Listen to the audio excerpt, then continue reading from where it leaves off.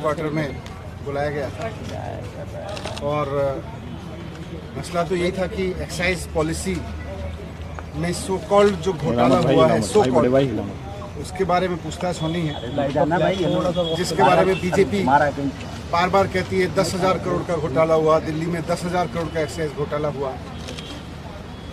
लेकिन आज मैंने सीबीआई में जाके देखा,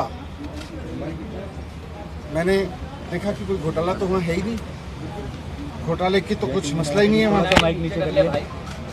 सारा केस फर्जी है, मैं जानता हूँ सारा केस फर्जी है। और आज मैंने सीबीआई में 9 घंटे की पूछताछ के दौरान 9 घंटे जो मैं रहा वहाँ पे, वहाँ भी मैं समझ गया कि किस तरह से सारा केस फर्जी है और किस तरह से इन्होंने पूरी साजिश की गई है।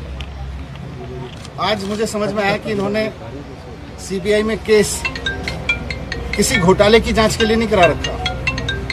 इन्होंने सीबीआई में जो मेरे खिलाफ केस करा रखा है वो दिल्ली में एक्चुअली ऑपरेशन लोटस को कामयाब करने के लिए करा रखा है।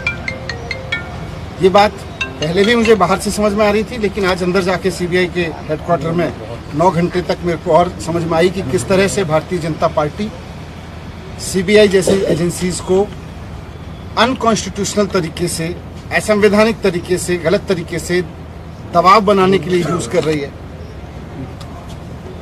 एक्साइज पे बात हुई, लेकिन मुझे आश्चर्य हुआ कि वहां भी साइड में मुझ पे दबाव बनाया गया कि आप छोड़ दो, आप में क्यों हो।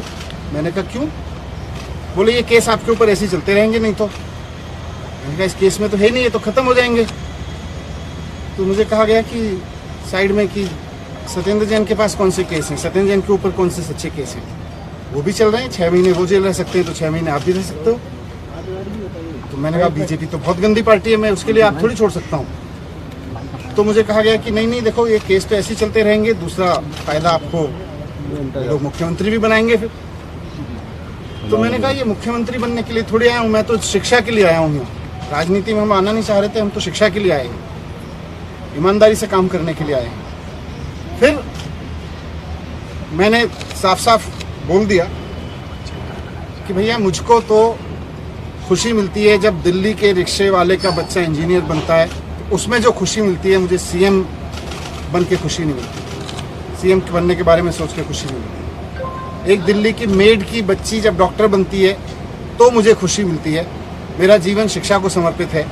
मैं इस तरह के ऑपरेशन लोटस के किसी दबाव में नहीं आने वाला।